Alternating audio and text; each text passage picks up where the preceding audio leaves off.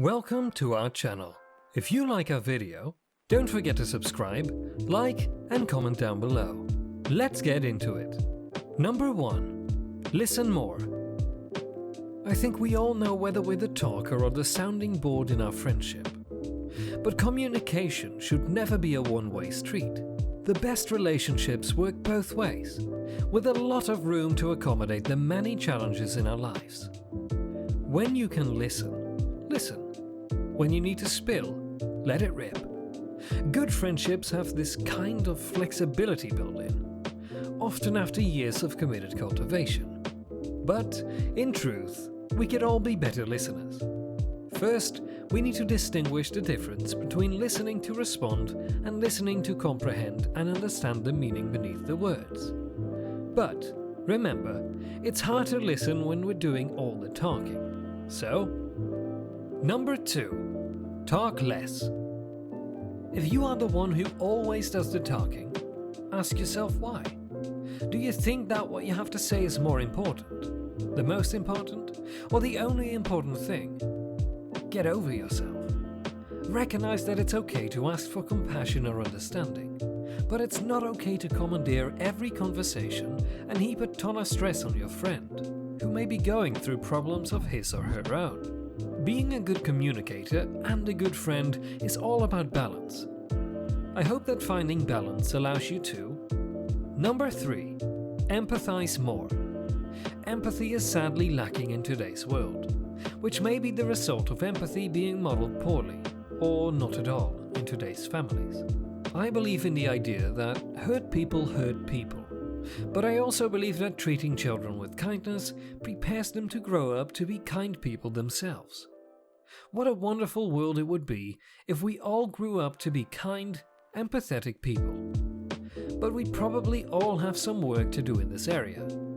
In my opinion, if you could do one thing to transform yourself into a better person and a better friend, it would be good to work on empathy. There are a variety of books to choose from, which may be worth exploring. And you can always try observing and modeling your behavior after someone you know to be empathetic. And ask yourself, how does it feel to spend time with them? Now, feeling empathy and expressing empathy are two different things.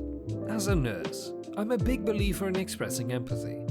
Empathy really should be an active word, like love. Real love isn't the tingles you feel in your belly when you think of your person. Number 4. Ask, don't tell, and give advice less often. When a friend is sharing a difficult situation with you, ask good questions. Not enough to be annoying, but enough to get the full picture. It shows that you're engaged and interested, and it allows the person to vent in a slightly directed way. In contrast, it never turns out well when you jump right in with advice before you fully understand the problem. And doing so turns the focus away from them and onto you. It can, even, be a way of bringing their opportunity to share to a close. On the other hand, if a friend asks for your advice, one of your best options is to walk the hallowed middle ground. Here's an example. When I was contemplating leaving my marriage, I asked my friend if she thought I should, rather than expressing her direct opinion on staying married versus asking for a divorce.